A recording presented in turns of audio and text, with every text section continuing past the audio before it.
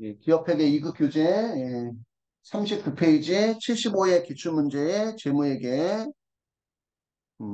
1번 다음 중 재무제표의 질적 특성에 대한 설명으로 틀린 것은 우리 질적 특성은 주요 질적 특성인 목적 적합성과 신뢰성이 있고 그 다음에 부차적 질적 특성인 비교 가능성이 있습니다.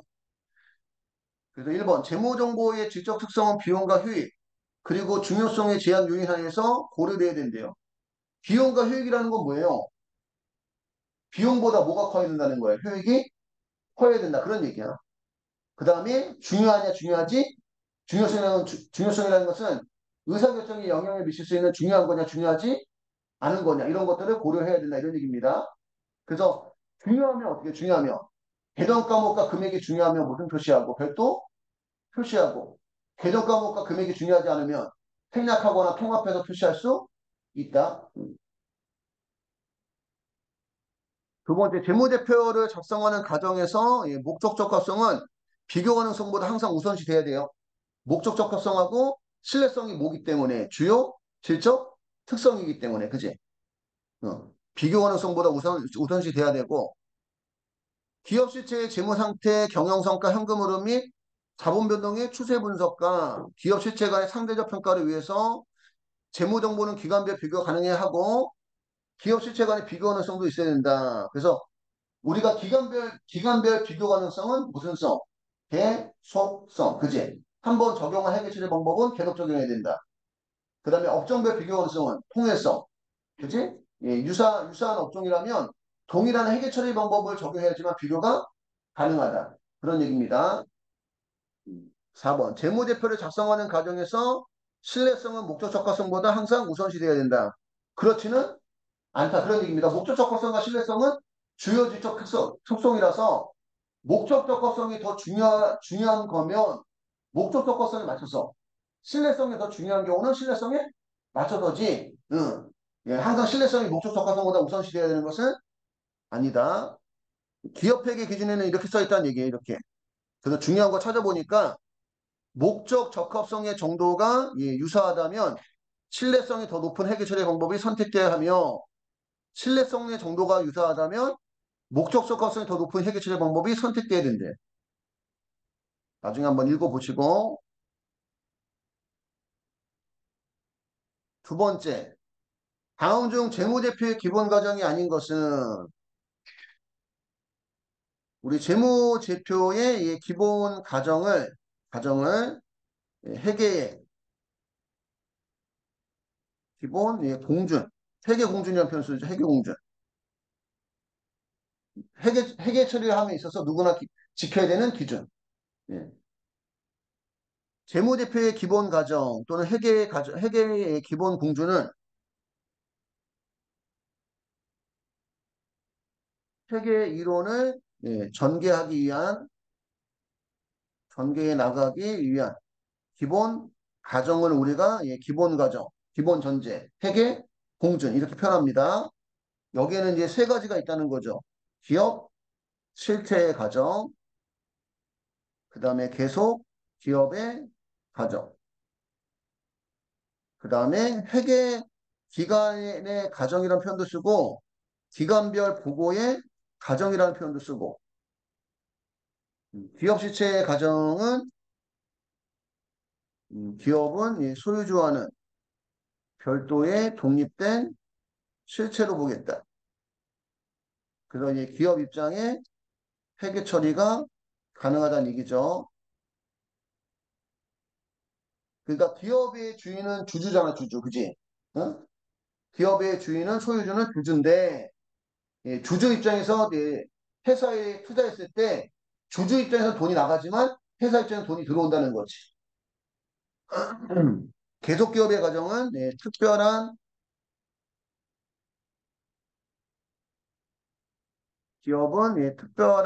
반증이 없는 한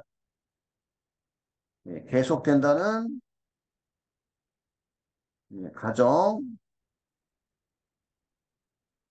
그러다 보니까 무슨 원가로 평가하고 역사적 원가로 평가하고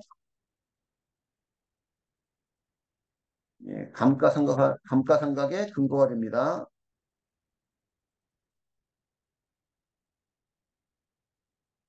그래서 유형자산이나 무형자산에 대해서 우리가 사용가치가 중요하지, 처분가치가 중요한 게 아니다 보니까, 취득원가로 평가하고 감가상각한다. 그런 얘기고, 회계기간의 과정은, 기업은 결산하기 위한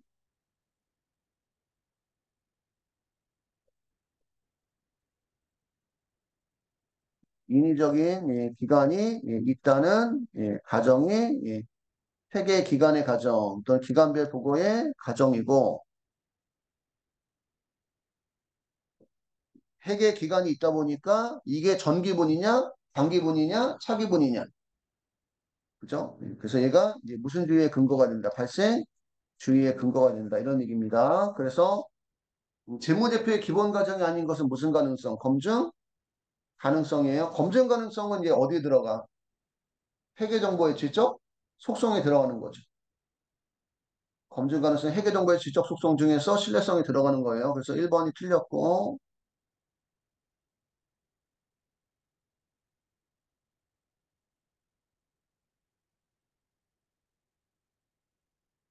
3번. 다중 장자 자산의 합계액은 얼마인가? 1년 이내에 1년 이내의 자산을 우리가 유동자산이라 하는데 유동자산에는 당장 현금화 가능하다, 당자자산, 판매를 해야지만 현금화 가능하다, 재고자산 이렇게 나눠져 있는 거죠. 그치? 보통예금, 보통예금, 단기대여금, 미수금, 미수수익 선급금은 다 1년 이내고 유동자산이고, 그지? 그 다음에 재고자산이 아니니까 무슨 자산? 당자 자산입니다. 지금 1년 이내 유동자산은 재고자산이 아니면 당자자산인 거예요. 재고자산이 아니면. 재고자산은 재부품하고 제품 여기 나와 있고, 그치?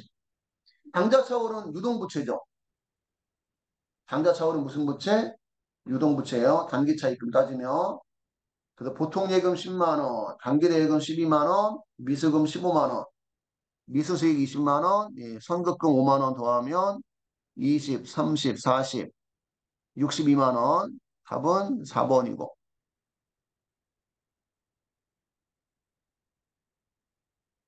4번. 다음은 세무의 2023년 회계자료이다. 2023년에 발생한 외상매출금과 2023년 기말 외상매출금 잔액은 각각 얼마인가? 요런 문제 잘 나오는 편인 것 같아요. 근데 좀 어렵죠. 그래서 외상매출금 단기 발생한 금액하고 기말 외상매출금이 나오는 계정을 그려야 돼요. 그게 매출금 계정입니다.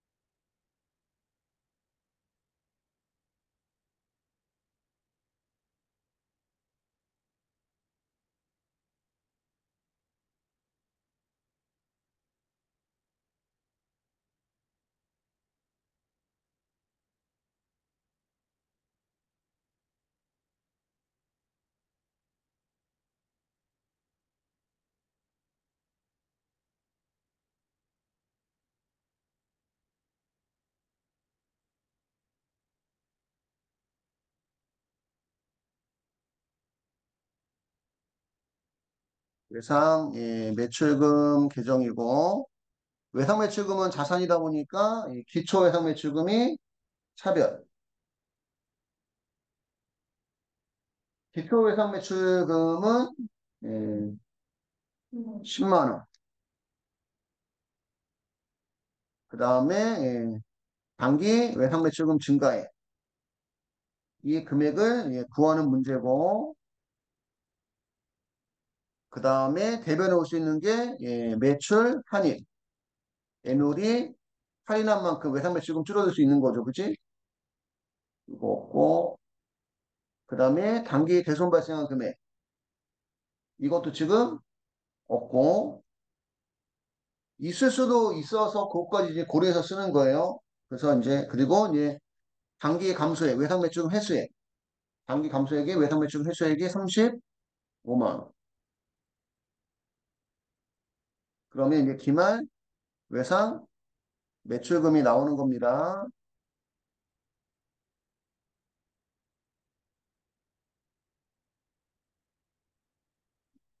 근데 단기 증가액은 어떻게 구할 수가 있냐면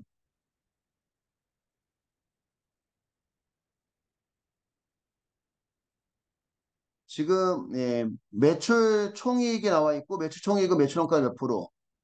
40%고 그 다음에 그러면 매출원가의 40%가 매출총액이니까 매출원가에다가 매출총액 더하면 뭐가 나오는가? 총 매출액이 나오고 그 총 매출액에서 현금 매출한 금액 빼면 이번 연도에 외상 매출은 증가한 금액이 나오는 거예요.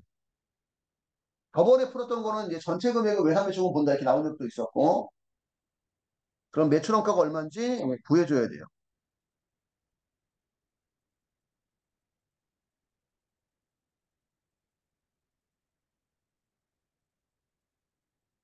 그래서 매출원가를 구하려면 상품 계정 또는 재고자산 계정, 재고자산 계정은 매출원가 구하는 게 목적이고 저번 연도에 팔단하면서 넘어왔다 기초재고자산이 13만 원, 단기 순매입액 52만 원, 여기서 기말 재고자산 15만 원 빼주면 그러면 65만 원에서 15만 원 빼니까 매출원가가 50만 원 나와요.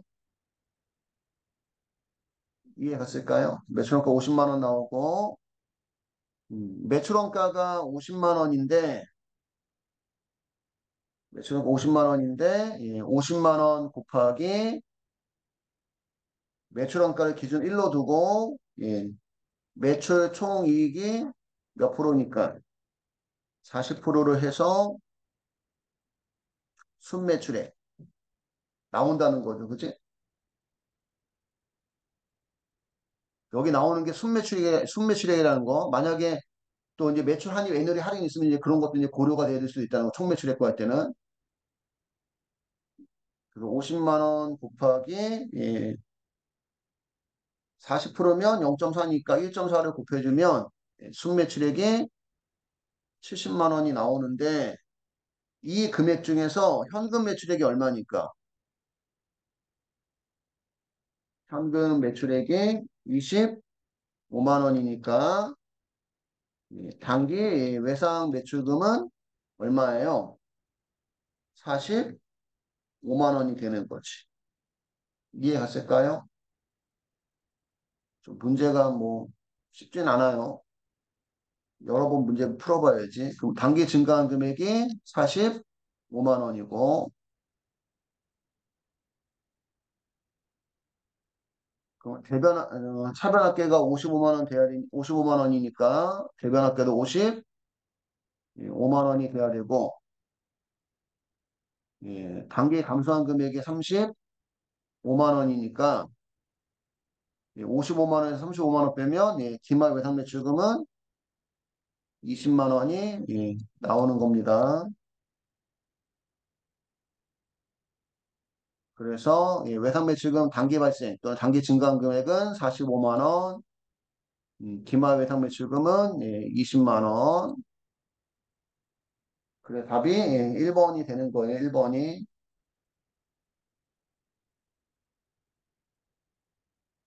했을까요?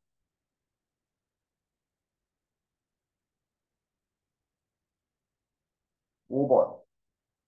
다음 자료에 의해서 재무상태표에 표시할 현금 및 현금성 자산의 총액은 얼마인가? 지금 우리 문제 풀면서 이거 참 자주 나왔네. 그지? 현금 및 현금성 자산의 현금, 통화대용증권 포함. 그래서 타임 발행 수표는 현금 및 현금성 자산에 들어가고 요금을 예금인 당좌예금, 보통예금, 가입적습예금, 입출금이 자유로운 경우 현금 및 현금성 자산에 들어갑니다. 그 다음에 채권 및 단기금융상품 중 최대 기일부터 만기가 몇 개월 이내? 3개월 이내. 근데 여기 양도성 예금 증서는 180에 3개월 넘기 때문에 그치? 그럼 얘는 단기금융상품이에요 그냥. 수입인지는 사용하면 세금과 공가, 사용하기 전에는 송호품 처리하고요. 부도수표는 매수채권에 들어가는 거죠. 매수채권에. 그래서 들어가는 지금 현금이 현금성 자산에 들어가는 것은 10만 원, 10만 원, 45만 원에서 65만 원입니다.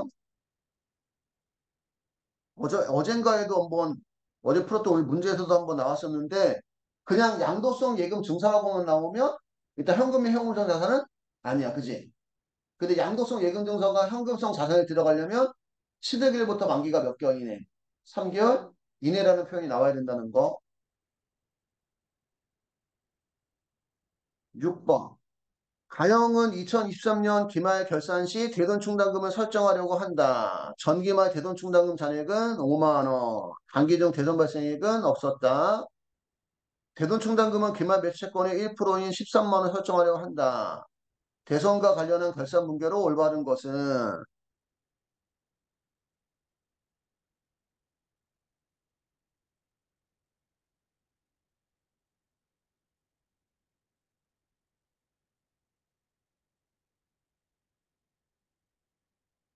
이게 이제 대손 충당금 계정이고 대손 충당금은 자산에 대한 차감적 평가 계정이니까 채권에 대한 차감적 평가 계정이니까 원래가 무슨 변? 대변이죠. 그래서 전기말 기초 대충이 얼마예요? 전기말 대손 충당금 잔액이 5만 원이고 단기 대손은 없죠. 그리고 기말 대손 충당금 못 받을 걸 예상되는 금액이 얼마? 13만 원이죠. 근데 대손 충당금 잔액이 얼마가 있으니까 5만 원 있으니까 단기에 추가 계상해줘야 될 금액이 8만 원이 되는 거예요. 8만 원이. 음. 그럼 이거 해결 처리하면 차변에 대손 상각비 8만 원, 대변 대손 충당금 8만 원. 그래서 답이 3번입니다. 3번. 대손 충당금 문제도 자주 나오고 있어요. 지금.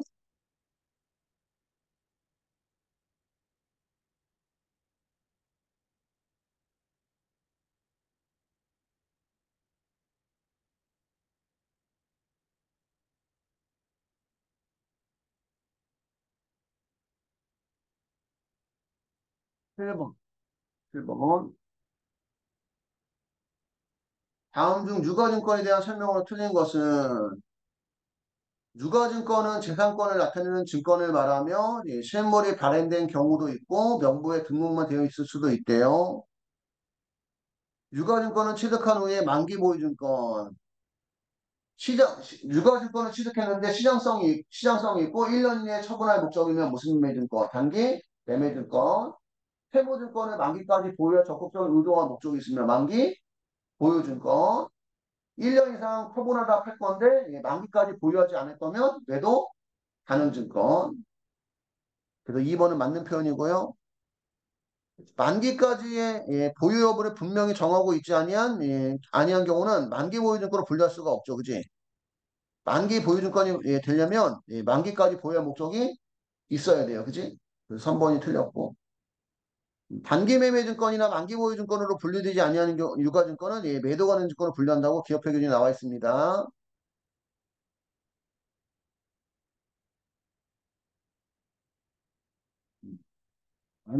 만기가 확정된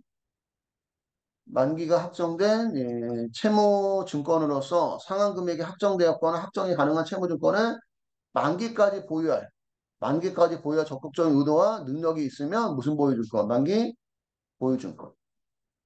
그래서 3번이 틀렸고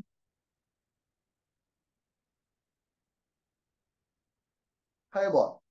한국은 2023년 7월 30일에 단기 운용 목적으로 세무의 주식 100조를 주당 3천원에 취득하였으며 취득 수수료 만 원을 지급하였다. 상기 주식의 2023년 12월 31일에 주당 공정 가치는 3,400원이다. 2023년 인시가 단기 매입과 평가손익은 얼마인가? 이 취득 수수료는 우리가 무슨 비용 처리하니까? 수수료? 비용 처리하니까 지금 단기 매매증권의 취득 단가 3,000원이 장부 단가예요. 장부단가인데 결산 때 공정단가가 얼마니까? 3,400원이니까 주당 얼마씩 이익? 400원씩 평가이익이죠. 그지? 몇 주에 몇 주? 100주. 그래서 400원 곱하기 100주 하니까 4만 원이 평가이익이 나옵니다. 답은 4번이에요. 7월 30일 날 취득했을 때 100주 곱하기 3,000원에서 30만 원. 음. 수수료 비용까지 현금 등 나가고 요 만 원은 취득원가에 안 들어가고 수수료 비용 처리합니다. 그래서 음, 주당 장부 단가는 3,000원. 결산대에 갔는데 공정단가가 3,400원이고 장부단가가 3,000원이라서 주당 400원의 평가이익 나와요. 그래서 400원 곱하기 100주 하면 4만 원의 단기 매매증권 평가이익이 발생하는 거죠. 답이 4번이고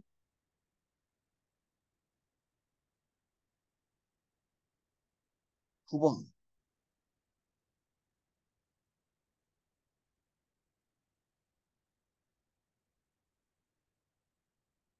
튼튼은 창고에 있는 재고자산 중 일부를 도난당했다. 튼튼은 원가의 20%를 가산해서 판매 가격을 책정하며 도난 후 실제 기말재고는 10만 원이다. 다음 절에 의하면 도난당한 재고자산은 얼마인가?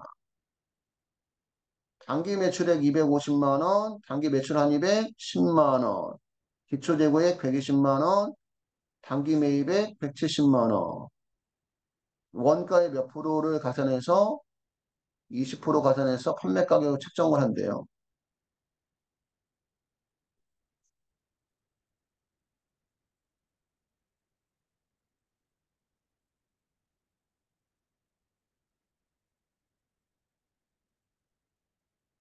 우리 재고 자산 계정은 매출원가 구하는 게 목적이고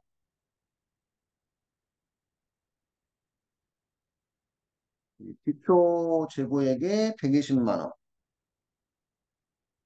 단기 매입액이 70만 원, 그래서 290만 원만큼 팔 수 있는데 파는 거에 대한 원가가 매출 원가고 그 다음에 기말 재고액 장부상 요 금액도 구해줘야 되는 거죠. 매출 원가도 구해줘야 되는 거고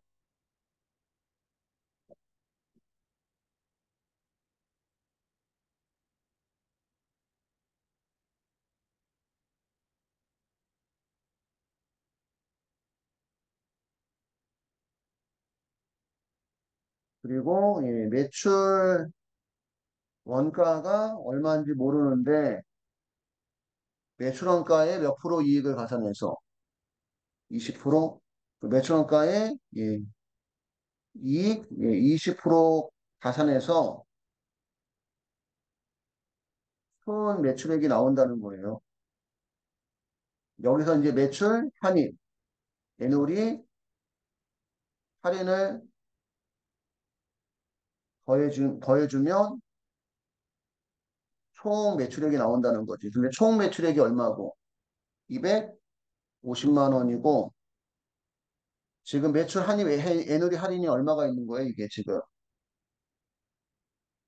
10만 원이 있는 거예요. 그래서 어려운 게 뭐냐면 매번 똑같은 폼으로 문제가 나오는 게 아니라 애놀이 할인 한 이런 거 줬다가 안 줬다가 그지?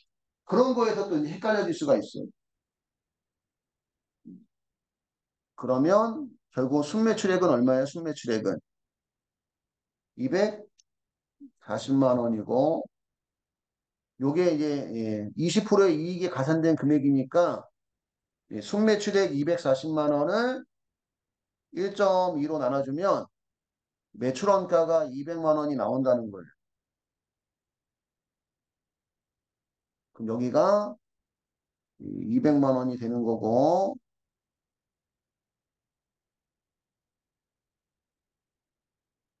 차변학계가 290만 원이니까 대변학계도 290만 원이 돼야 되고 그러면 매출원가가 200만 원이니까 기말재고액, 장부재고액이 90만 원입니다.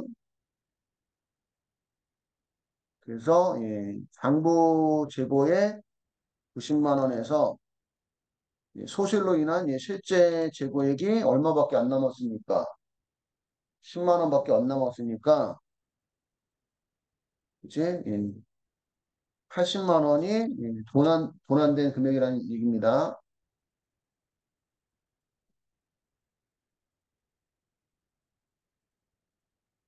그래서 답이 80만 원인데 매번 똑같은 폼이 아니기 때문에 어려울 수 있겠네요. 제가 봤을 때는.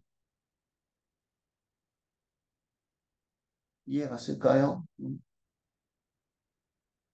그러니까 이거 풀면서 응용도 가능해야 된다는 얘기예요. 응용. 그래서 답이 80만 원입니다.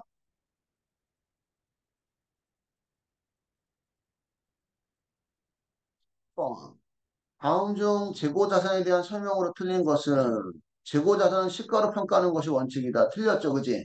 원가로 평가하는 게 원칙입니다. 그리고 단지 이제 시가가 원가보다 하락했을 때만 무슨 법? 저가법. 재고자산 매입 원가에는 매입 금액에 매입 운임 등 취득 과정에서 정상적으로 발생한 부대 비용을 가산한 금액으로 하고 틀린 것은 물어봤으니까 1번이 틀렸구나. 그지? 1번이 답이고 시성품은 시성품은 그 뭐지? 한번 사용해보고 결정하라는 얘기잖아. 그지? 그지? 그래서 위탁자의 재고자산이 아니라 표현이 이것도 그지? 틀린 거지요. 시성품은 위탁자라는 표현 안 쓰고 뭐라고 표현해요? 판매자라고 또 표현 쓰죠. 그지? 위탁자가 나오는 경우는 이제 무슨 품? 적성품. 그지? 근데 여기서는 어쨌든 시성품도 지금 위탁자라는 표현을 썼네. 시성품은 판매자의 재고자산으로 처리해야 됩니다. 매수자가 무슨 의사 표시 안 했다면, 구매 의사 표시를 안 했다면, 재고자산을 적합보고로 평가하는 경우, 재고자산 시가는 순수량 가능가치이고, 그래서 10번 답은 1번이 틀렸고,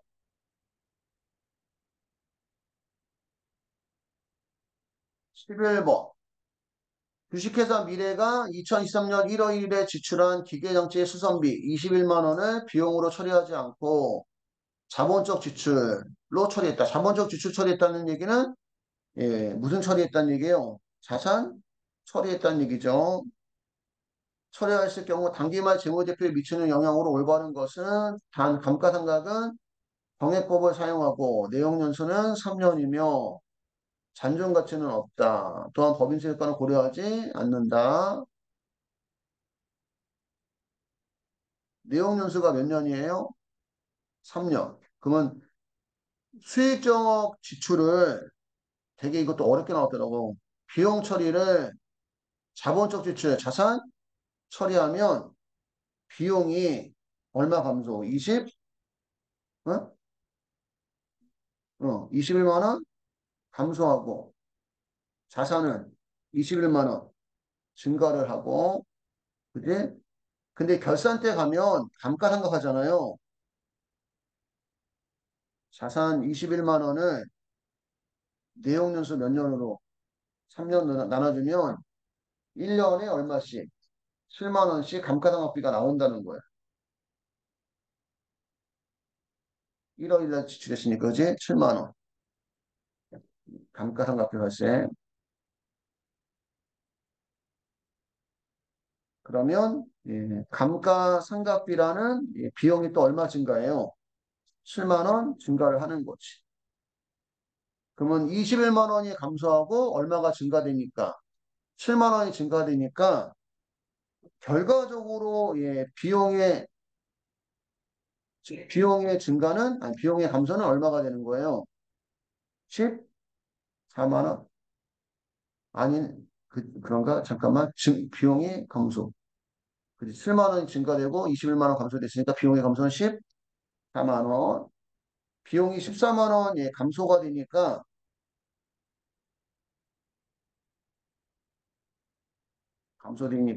이 당기 순이익이 얼마 증가하고 14만 원 증가하고 그 다음에 그러면 잉여금이라는 자본도 얼마가 14만 원 증가하는 거지. 여기까지 고려하는 문제가 나온 거지. 감가상각비까지 고려하는 문제. 음. 그래서 감소가 됐으니까 가소계상이네. 그지? 비용이 14만 원 가속예상입니다. 답은 3번입니다.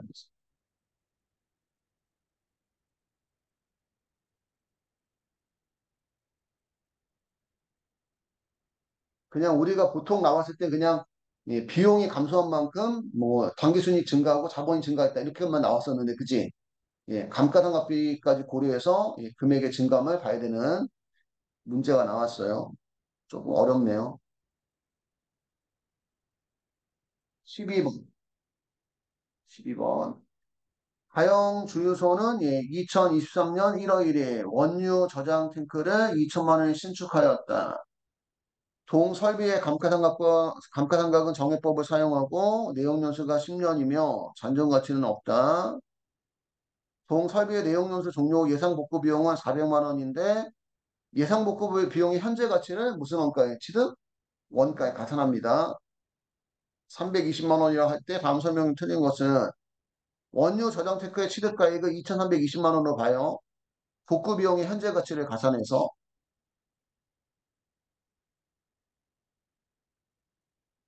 원유 저장 탱크의 2023년도 감가상각비는 취득원가가 2,320만 원이고 내용연수가 몇 년이니까 10년이니까 그러면 예, 2,320만 원을 10년 나눠주면 예, 1년에 232만 원. 예상 복구 비용에 대한 충당 부채는 예, 320만 원으로 인식합니다. 예, 복구 비용의 현재 가치를 예, 충당 부채로 인식을 해요. 원유 저장 탱크 복구 비용은 실제 복구 비용에 예, 복구 시점의 비용으로 처리한다.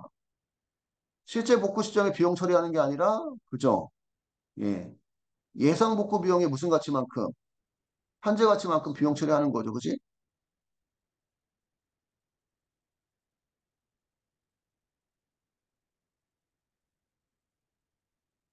예상 복구 비용의 현재 가치를 예, 비용 처리한다. 그러니까 회계 처리하면 예,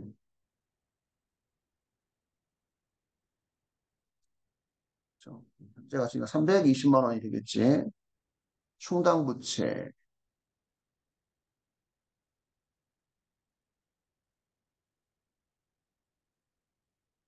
가산의 취득 건설에 따른 복구 원가에 대한 충당 부채는 취득하는 시점에 무슨 원가에 취득? 아, 그러니까 이게 현재 가치를 비용 처리하는 게 아니고 현재 가치를 예, 무슨 원가에 취득? 원가에 포함이죠.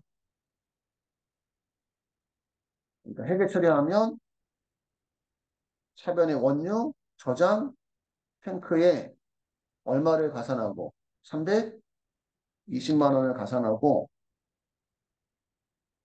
요거를 이제 무슨 충당부채 복구? 충당부채라고 회계 처리한다는 얘기예요.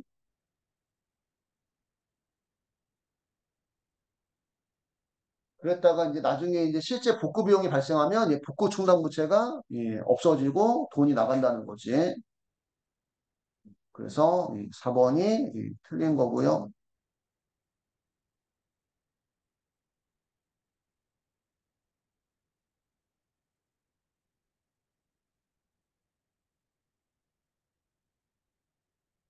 쓸까요? 13번. 12월 말 결산 법인인 지용은 2022년 1월 1일에 차량 운반구를 100만 원에 구입한 후 내용연수 4년, 잔존가치 10만 원, 연수학계법을 적용해서 상각해왔다. 2023년 6월 30일에 현금 50만 원을 받고 차량 운반구를 매각한 경우 유형자산 처분 손익은 얼마인가? 그러면 22년 1월 1일에 취득했으면 22년 12월 31일에 한번 상각했겠네요. 그지? 응. 차량 운반구 100만 원에다가 100만 원이고 연수학계법. 그러면 2022년도에는 예, 취득가액 100만 원에서 잔존가치 얼마? 10만 원 빼면 예, 90만 원이 상각재산 금액인데 연수학계법은 내용연수를 다 더하는 거예요. 내용연수가 몇 년이니까 4년이니까 1, 2, 3, 4를 다 더하면 1, 2, 3, 4를 다 더하면 예, 10이고 첫 번째 연도는 예, 10분의 4를 생각합니다. 그래서 첫 번째 연도에는 36만 원을 감가상각하고 두 번째 연도에는 취득가액 100만 원에서 잔여간 10만 원 뺀 금액의 10분의 3을 생각을 해요. 10분의 3. 그럼 90만 원에 곱하기 3 나누기 10 하면 1년치가 27만 원인데 예, 몇 개월 보유했다가 6개월 보유했다가 처분한 거죠. 그래서 27만 원 곱하기 6 나누기 12 하니까 13만 5천 원이 6개월치에 대한 감가상각비예요. 음. 그럼 두 개 더하면 감가상각 누계액이 49만 5천 원이고 장부가액은 취득원가 100만 원에서 49만 5천 원을 빼주니까 장부가액은 50만 5천 원인데 처분을 얼마 했기 때문에 50만 원에 했기 때문에 처분 손실이 5천 원 발생합니다. 답은 3번이고요. 여기까지만 하고 10분 쉬었다가 이어서 진행하겠습니다.